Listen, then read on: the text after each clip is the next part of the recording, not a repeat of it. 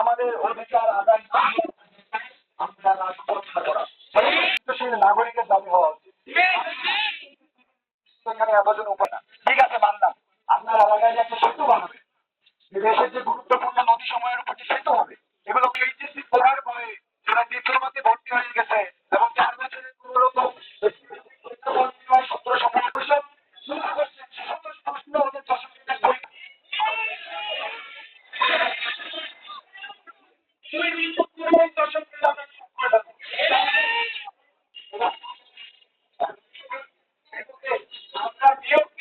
আমরা সেই পদগুলোতে যারা বড় বড় পদসমূহ এরা টাকার বিনিময়ে ঘুষ দিয়ে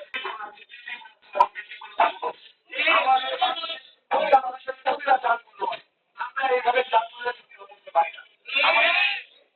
যারা যোগ্য আপনি তারা উচিত। আচ্ছা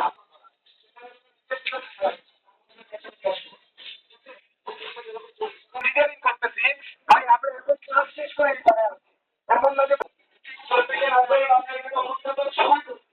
সবাই কেউ বাসায় বসে ছিল এই ছাত্র এবং আমরা দাবি করছি দেখতে পাবো, আমরা একটা নিরাপত্তা সরকার ব্যবস্থা দেখতে পাবো যেখানে সবাই আছি। আমরা যে আমাদের দাবিগুলো জাতীয় সব মিডিয়ার কাছে তুলে ধরছি সেই সবগুলো তারা দেখছি। সবাই যখন আমরা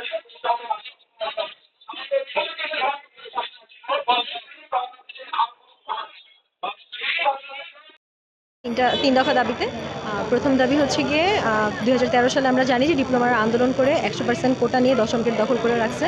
তো আমরা এখানে চাচ্ছি যে এটা উন্মুক্ত হোক, ডিপ্লোমা টেকনিশিয়ান আর বিএসসি ইঞ্জিনিয়ার সবাই পরীক্ষা দিক, অ্যান্ড পরীক্ষা দিয়ে যে যোগ্য সেই যেন, যার মেধা বেশি সেই যেন এখানে চাকরিটা পায়। আর এরপর দ্বিতীয় দাবি হচ্ছে গিয়ে নবম গ্রেড, দশম গ্রেড থেকে ডিপ্লোমারাই প্রমোশন করে নবম গ্রেডও দখল করছে। তো আমরা চাচ্ছি যেটা একটা ইঞ্জিনিয়ার পদ, সেই পদে যেন সরাসরি পরীক্ষার মাধ্যমে সকল প্রমোশন কোটা বাদ দিয়ে সরাসরি পরীক্ষার মাধ্যমে নিয়োগ হয়। অ্যান্ড 3 নম্বর দাবি যেটা হচ্ছে বেসিক্যালি বিএমডি এর জন্য, সেটা হচ্ছে 2008 সাল থেকে বিএমডিতে কোনো নিয়োগ পরীক্ষা হয় নাই, প্রায় 17 বছর ধরে।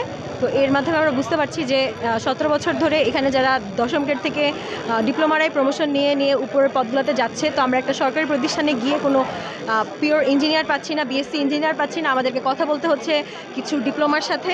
তো আমরা সেটা চাচ্ছি না, আমরা দেশের জন্য, দেশের ভালোর জন্য চাচ্ছি যে এই পদগুলো থেকে যত দ্রুত সম্ভব ডিপ্লোমা ভারপ্রাপ্ত যত নির্বাহী প্রকৌশলী আছে, মানে যারা বেসিক্যালি ডিপ্লোমা আছে, তাদেরকে অপসারণ করে সরাসরি সার্কুলার দেওয়া হোক এবং পরীক্ষার মাধ্যমে এই পদগুলোতে আমরা যেন বিএসসি ইঞ্জিনিয়ারিং নিয়োগ পাই।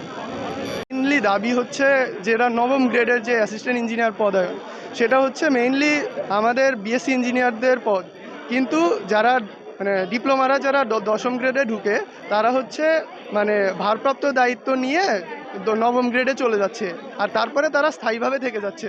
ফলে কি হচ্ছে, নবম গ্রেডের সার্কুলারগুলো হচ্ছে না, আমরা সেখানে ঢুকতে পারতেছি না, আমরা সেখানে বঞ্চিত হচ্ছি।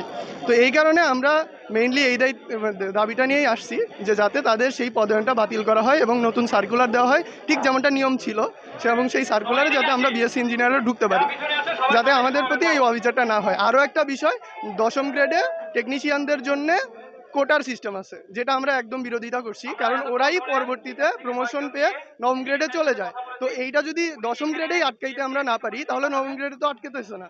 সো দ্যাটস ওয়াই আমরা দশম গ্রেডেও সমান অধিকার চাই, কোটা প্রথা বাতিল চাই, এতটুকুই। আন্দোলন করছে।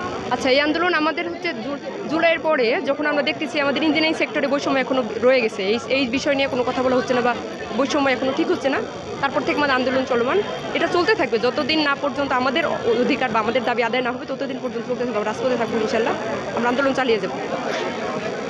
সাব অ্যাসিস্ট্যান্ট ইঞ্জিনিয়ার পদ অর্থাৎ দশম গ্রেডের যে পদটি আছে, এখানে তো আমরা বিএসসি ইঞ্জিনিয়াররা আবেদন করতে পারি না, যদিও পদের নাম কি সাব অ্যাসিস্ট্যান্ট। তাহলে এখানে ইঞ্জিনিয়ার আবেদন করতে পারবে কি পারবে না? এই কথাগুলোই আমরা ওনাকে বলেছি, এবং এখানে যে ফ্লসগুলো আছে যেমন সিনিয়রিটি রুলস, ডিপার্টমেন্টাল ক্যান্ডিডেট, এই সবগুলো নিয়ে কথাবার্তা বলা হয়েছে। উপস্থিত ওখানে সকলে আমাদের দাবির সাথে সম্মতি জ্ঞাপন করেছেন, এবং অল্প কিছুক্ষণের ভেতরে ওখান থেকে লোক এসে এই আশ্বস্তটা করবেন যে আমাদের যে দাবি দাওয়াগুলো আছে এগুলো উপর মহলে পৌঁছে দেবে।